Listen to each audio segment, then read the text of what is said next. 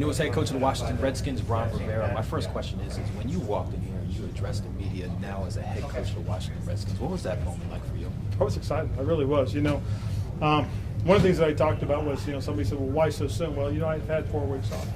But during that 4-week process, I've been really evaluating this football team, evaluating the opportunity, evaluating the fit. Mr. Snyder reached out to me early. We talked. We met. I had an opportunity to reach out to Coach Gibbs, who was tremendous with me. We talked on the phone. Then he invited me up to his home. We sat down and we talked about the organization. We talked about the players. We talked about the owner. And he was very candid, very frank about it, and told me that here's a guy that wants to win, that will do what he can to help you. And he talked about this coach-centric approach. It was the same one that Mr. Snyder had been talking about as well. And I really felt good about that, especially after the conversation I had with him. And then had an opportunity to go back and sit down with Mr. Snyder and go through this one more time. And I just felt very, very positive. And we got closer and closer to the end of the regular season.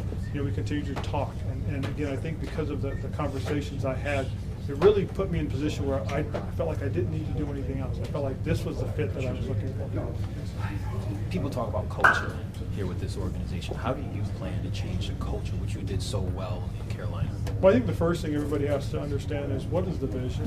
What is our vision? Well, again, I've got to share that with the players. They've got to buy into the vision. And I got to tell them what that goal is that we have for the vision. Then we got to tell them what the plan is, and this is the process. Then we got to go out and do it. But to have everybody on board, to get everybody to understand and believe in that is very important. And if they're not, then you've got to get rid of them. It's one of the interesting things I've learned. Carolina is a very military-centric area as well, just like here. And I've gotten to know several people in the military, officers, and we've talked about culture. And the one thing that they told me was really interesting is it's going to take at least 3 to 5 years to change the culture. But as you change the culture, you've got to make sure you're paying attention to those that are in and those that are out. Those that are out, you've got to get rid of them. Those that are in, you've got to continue to build them and get them to grow. And that's what I really think we need to do here is find out who's in with us, who's all in. That's one of the things I talked about is that you can play for us if you give us everything you've got. And again, it's not giving it to me, but it's giving it to the collective group. You mentioned about that culture. It takes a few years to change it. If not, they need to leave. Now it comes down to how much do you actually control? How much control, how much say-so will you have at this table? Well, the biggest thing we talked about is that this is a coach-centric approach. So, again, we're going to collaborate, the powers that be. We'll get together. We'll talk about, what's going on. We'll talk about players. We'll talk about what we think about players. And at the end of the day, if we all come to the collaborative agreement that it's time to move on, we will. And that's what it is. Again, as I said, I'm not omnipotent. I'm not the only guy. There's a group of us that have to come together, and if for whatever reason we stall on it, then Mr. Snyder will step up and help us. But he wants us as the leadership to go out and do these things and put ourselves in a position to be successful. How would you describe the last few days for you? It's been exciting. It really has. I mean, it's funny because, I've been behind the scenes. I've been moving around town, and nobody's really seen me. So it's been kind of different.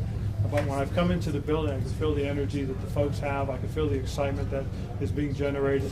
And so the thing that we've got to do is we've got to build on that. But we've also got to follow through. Because, I can sit and say all I want, and if we don't follow through, it's not going to be worth anything. What does it mean to you to see guys like Jonathan Allen, Darius Geis, future Hall of Famer Adrian Peterson here wanting to see your first press conference? It means they're committed.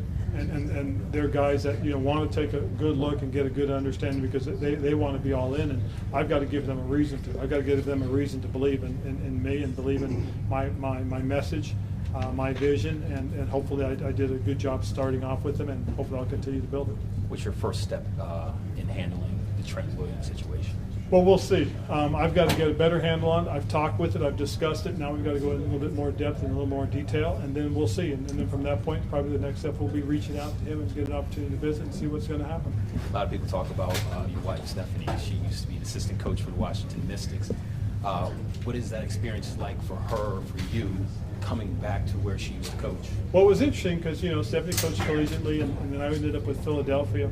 And when the opportunity to coach with the Mystics came, I encouraged her to take it. She took it. And it was really kind of a neat experience because we had kids at the time, and they set her up in Virginia, so we kind of commuted back and forth. The kids loved it. And it was a neat experience. It really was to be part of something that had just started as far as the WNBA was concerned. So it was great. It really was.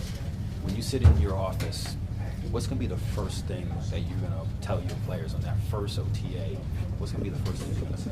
Well, I do have something I'm going to say to them, but I'm going to share it just with them. I really am. And What would you tell the fans? what I tell the fans is, hey, we're going to go out there and give us our best effort. And we hear you. We most certainly do hear you. We want to get you back. We want to earn your trust. We want to earn you back into those stands. One guy wants to bring a Super Bowl back here to the DMV. It's Ron Rivera, the new head coach of the Washington Redskins. Redskins, there we go. Yeah, me thinking basketball. I know. It's all good. I appreciate it. Appreciate it. Thank you. Thank you.